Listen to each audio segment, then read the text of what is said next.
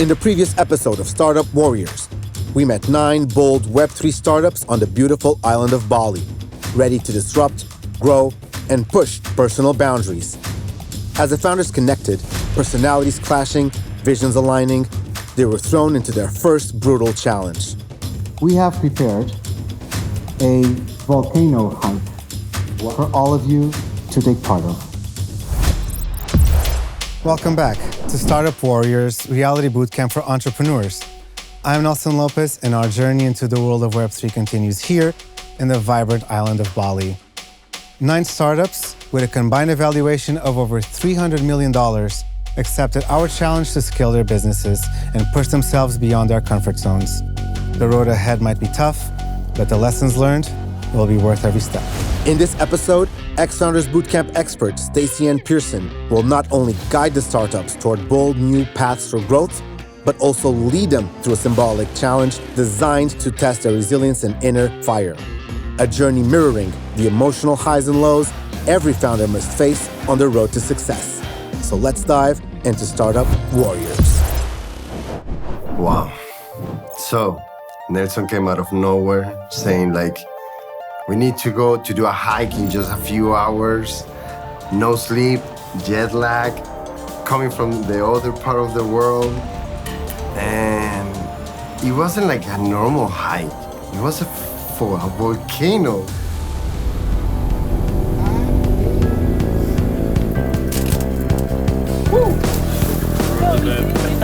So we arrived, and it was pretty cool because there was this fire, and it gave kind of energy to the group, all around the fire, warming up. It reminded me a bit of the times when I worked in the morning news. So the morning shift actually started at the same time. It was 1:20. I got the car to pick me up, and I was like this.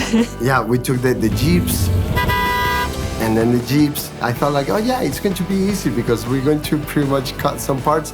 And no, the actual hike started. And of course, I'm the first one to start to say, this is too much.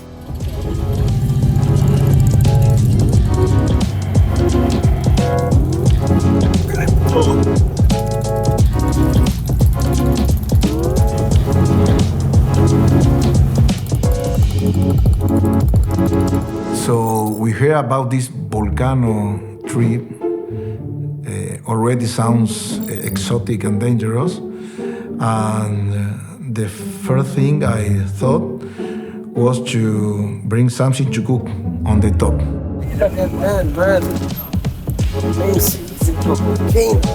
All right, welcome founders. We are so excited to be doing this once in a lifetime activity. Are you excited? Yeah! Yeah.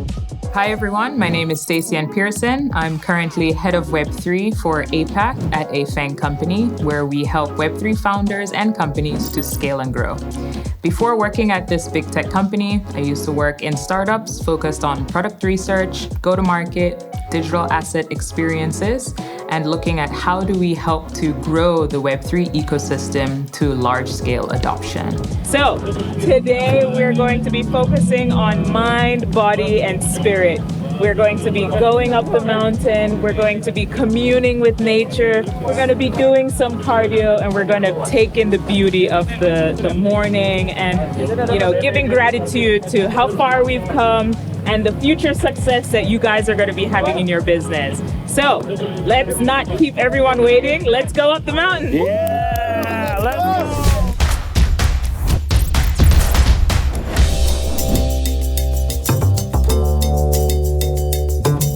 Spend crypto like fiat everywhere.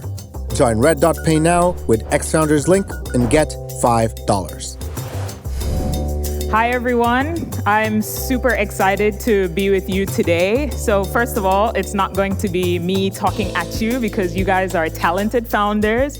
So I would love for it to be more interactive. So obviously today we're going to talk about channel partnerships. It's something that's near and dear to my heart because I'm quite passionate about the community. And one thing that we forget to do a lot of times is work within existing structures to achieve scale for our Web3 projects. So I think what makes partnerships and collaborations a key factor in Web3 is the ability to use existing ecosystems, existing structures, and existing pathways in order to get to large-scale adoption.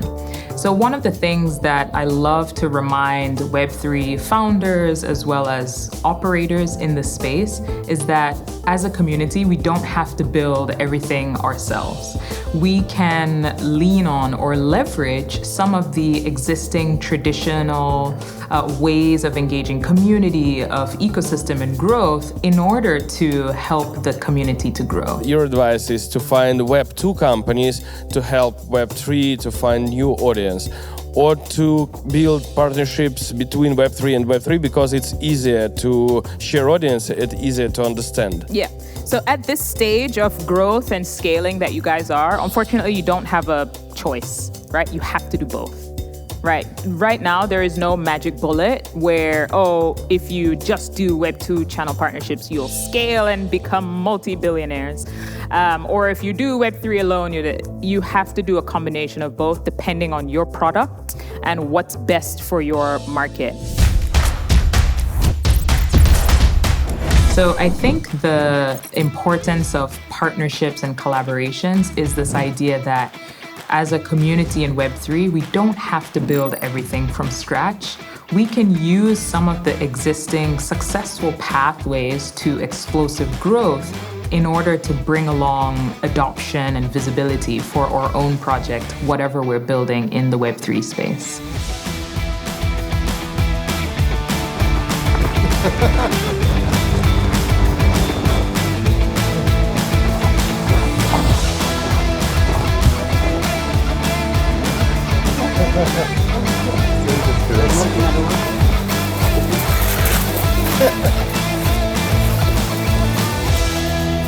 Let's continue. Why? How are you feeling? Totally normal. Like at 3 p.m. afternoon, you know? When everything is super tough and you get scared that, am I going to make it? I was at some point almost saying, yeah, guys, you can go without me. But we held together very well. And yeah, we of course start to do analogies with being an entrepreneur. So it's like, being an entrepreneur and in crypto, in Web3, it's even like harder. We're doing like things in hard mode. And the important thing is the resilience. And that's how we felt like, yeah, it's like climbing a mountain.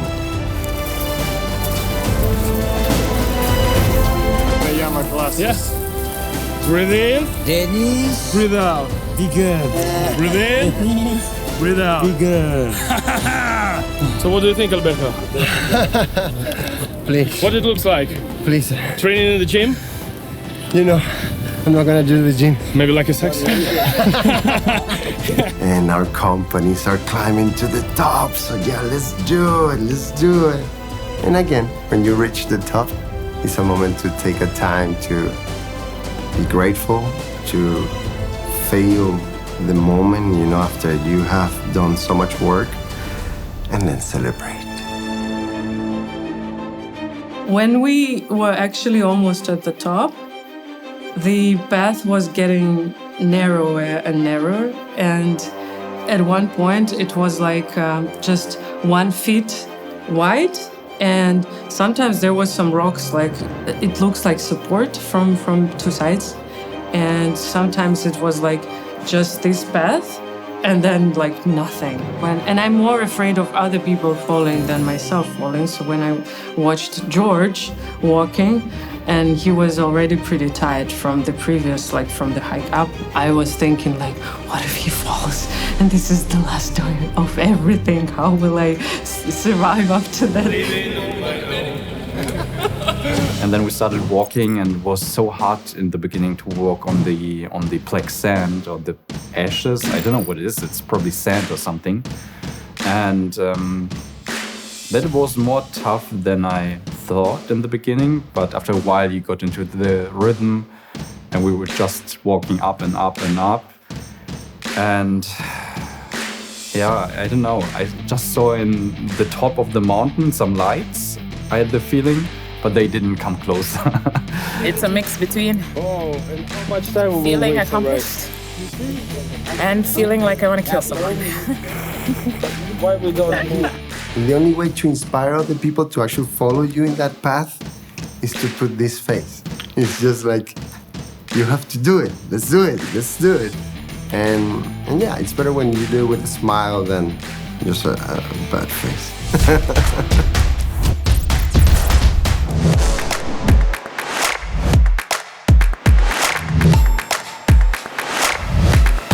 Welcome back to the XFounders Hub. While you're watching this reality show, we're preparing the next season of the XFounders Bootcamp, our flagship program for Web3 startups. We bring together founders, leading experts, and investors to one place to collaborate, share knowledge, and shape the products that will change the industry. And if you're a Web3 builder, we encourage you to explore our bootcamp and apply to the next program. For those of you who know Web3 Founders, we offer up to 1,000 USDT for every selected startup you refer. You'll find all the links in the description.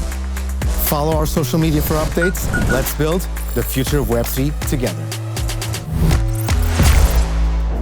Yesterday we had sessions on roadmap and long-term planning, etc. That basically first you build this go-to-market strategy, and one part of this strategy are channel partnerships. And then from there, you define a roadmap for the product, which in turn gotta have some parts that's making this something like what Solana's done with Baba is possible. Yep. So that's also a good thought exercise, right? Which is around, hey, when you're making the plan and you're looking at not just the internal factors, resources, where the business is, what kinds of financial crunches are there, but also the external factors. What's the current state of the market? Are there any upcoming major events, etc.? So the one thing we've seen that works really well is, can you find a balance, right? So for example, you have a team focusing on roadmap and go-to-market. One of the things we've seen that works really well is try fast, fail fast. So I would say that having a big go-to-market plan, roadmap is really good, but it has to be broken down into small chunks that can be user tested fast. You kill an idea fast, you bring an idea fast. You have a new idea. If you ship that product and it's 100% ready, you shipped it too late. Because you need, yes, customer experience is very important, but you need that first 200, 500 user feedback in order to identify, do I have the right product? Did I find the right PMF? And is this the right go-to-market strategy? If it's not, axe it, move on to the next one. Because then once you get that aspect, you as a founder, as the executive, have so much confidence that this is the right thing for the product. There's no more discussion about priority because you have the user data. And that's something that Amazon does really well, which is customer obsession. When you are building a new product, you have to do things at the beginning that does not scale, right? I'm gonna say that again. At the beginning, you have to do things that does not scale because you need to understand that customer so deeply. You need to understand so much what's the value that your product is giving to them, that your product is a necessity, not a nice to have. And once you're confirmed on that, priority becomes a lot easier because actually, I know this pain point and I know my product fixes it for this customer, so I know that they're going to pay for it.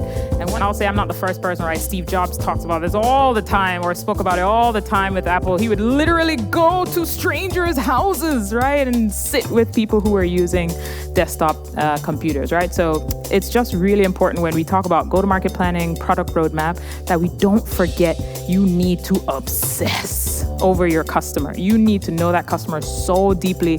When someone asks you, okay, why are they using it? Why wouldn't they use XYZ? You know down to the time about why they would be using that product, because it really helps in those internal discussions about go-to-market and roadmap.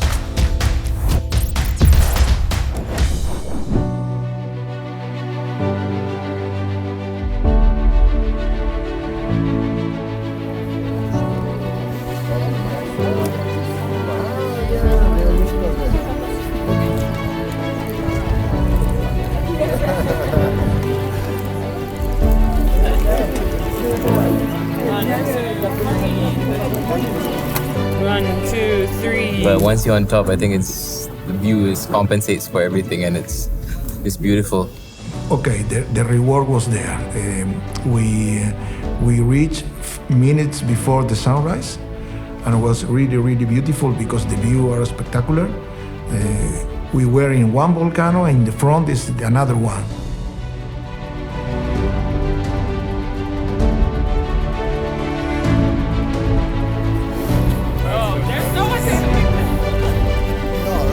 Okay, so when we first started, we were in great spirits. And then halfway through, I was dead, just super exhausted. But one thing that was really exciting was just to see the founders motivating each other. And, I was part of the slow pack, and the fact that we were encouraging each other and, really digging deep in order to make it up the mountain is something I will always cherish.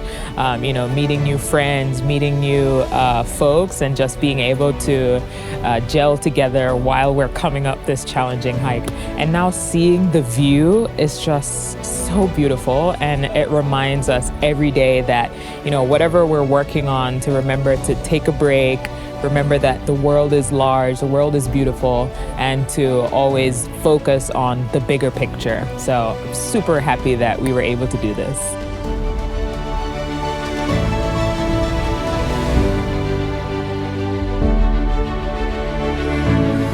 Get $50 in travel credits to book hotels and flights with crypto on Travala using our XFounders special link. Hi, it's Nelson again, and I want to talk to you about the amazing power of collaborations. Web3 thrives on partnerships, and this bootcamp and reality show would not be possible without our amazing partners.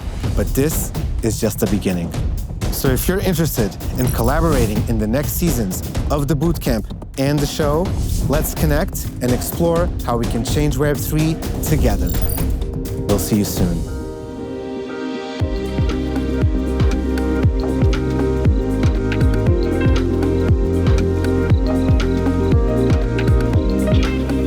So you made it to the top. Yeah, it was really challenging for me. I'm not a fit person at all, and several times I thought I'm gonna quit and just lie down and die. Yeah, but you didn't. I didn't. Yeah, it was something to do with resilience. Something. Something. Yeah. It was me. I told you to come to the top. You told me. Yeah. Not to stop. This is why a good co-founder. Yeah. You need to have a good co-founder. Look at this. This is totally worth it. And you wanted to miss it. Yeah, this is totally worth it. Like this, now I'm actually feeling like I want to do hiking more. Really? Yeah. I don't believe it. No. I have like appetite. Yeah. Actually, this hike helped much more George than me.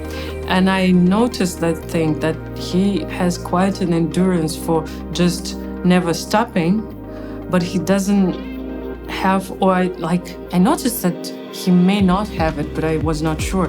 This thing when you make this breakthrough, you push past the maximum, and then you get different results. So he tends to just do it every day, the same amount, and this is how he gets results. So he missed out on some opportunities for breakthroughs, and then chill. To the rescue! Here I am! 1, 2, 2, now yeah! Can you? When you understand? Oh! Very beautiful analogy of an entrepreneur because We make an effort, beautiful landscape. We reach the top, but still we need to keep going. So it's not we get it. Like the token. It's effort, stop, pause, go rise, and we are in the middle of the journey. So this is a good analogy for me of an entrepreneur, because you reach a certain stage, you enjoy the benefits of your effort, but you need to go back or still going. So there is no better place to make this also in company.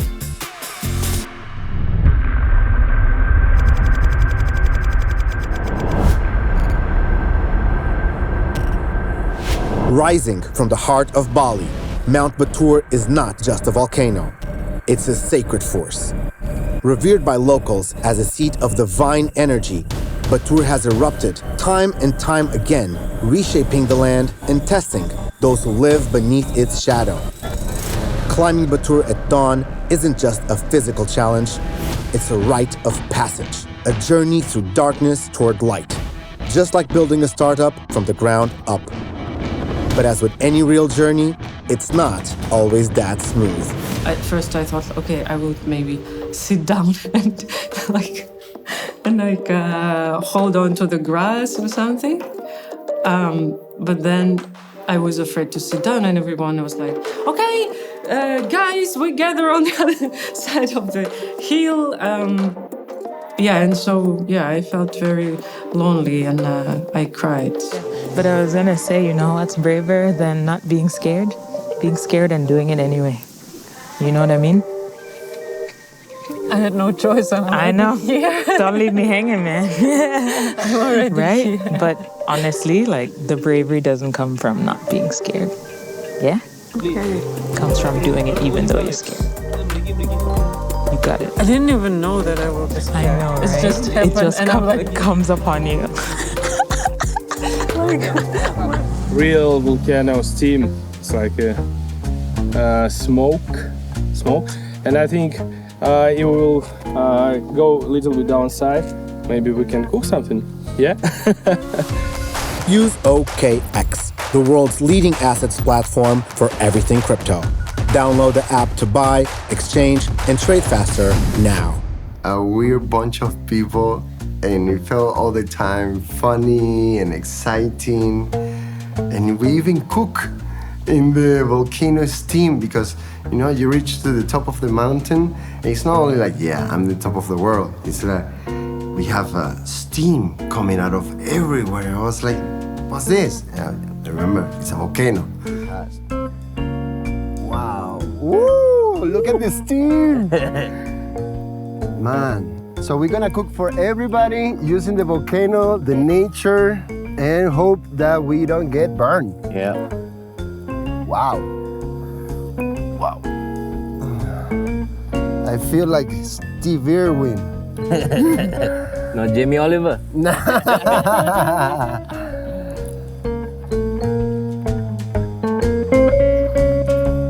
Can I get mine poached? You want some scramble?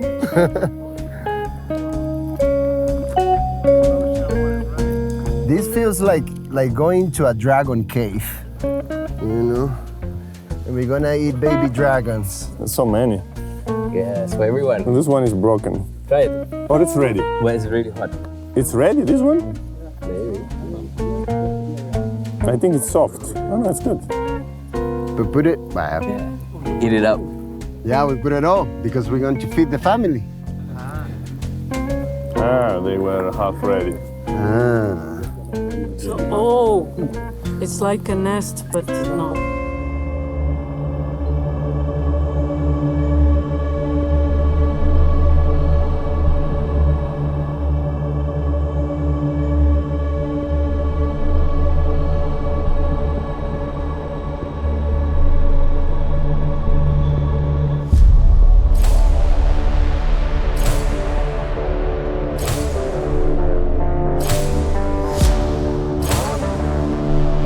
We completed the cardio, we battled our fears, we saw the beautiful views, And now we just get to be grateful for life, for everything we have.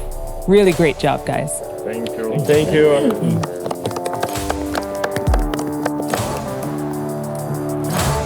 Clapping, we're going to do a little bit stronger.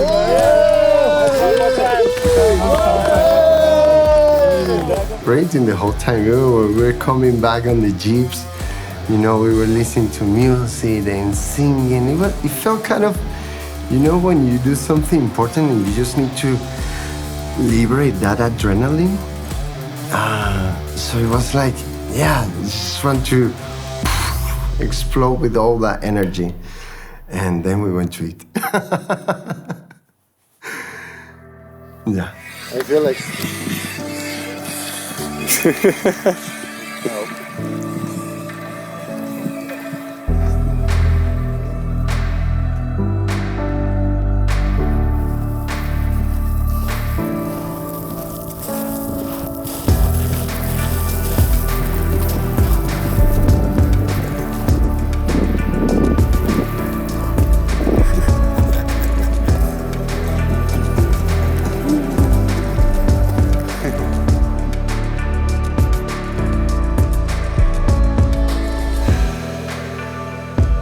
I think this trip and this hike really created some sense of community, which was there also before, but not so strong. And these experiences and small adventures really helped to bind together and feel a connection. And that was also so much fun when we went down. Alberto was putting on his music, dancing all the time. So it was also a fun hike downwards afterwards. But yeah, I had the feeling like this trip really helped to get to know also the other people, how they behave, and really I would say that was the starting point for like a small community feeling here in this camp. But at the end we are living, right? We are humans and this is life, and what is life without a smile? So, I don't know, for me it's very important, and the people that may not be like this, I don't understand. So yeah.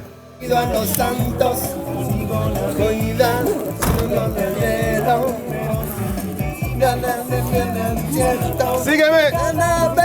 Sígueme! Neyman! A new chapter in the founder's journey has come to an end, but this is only the beginning. Who will overcome their limits? Who will capture the spotlight and the funding? Who will be forced to adapt or fall behind? In the next episode, the founders dive deeper into the most valuable part of their startups, the people behind them, and explore powerful ways to lead and manage. And that's not all, as they'll immerse themselves in Balinese culture like never before, stepping out of their comfort zones and into the kitchen. Subscribe, like, and share, and don't miss what's coming next.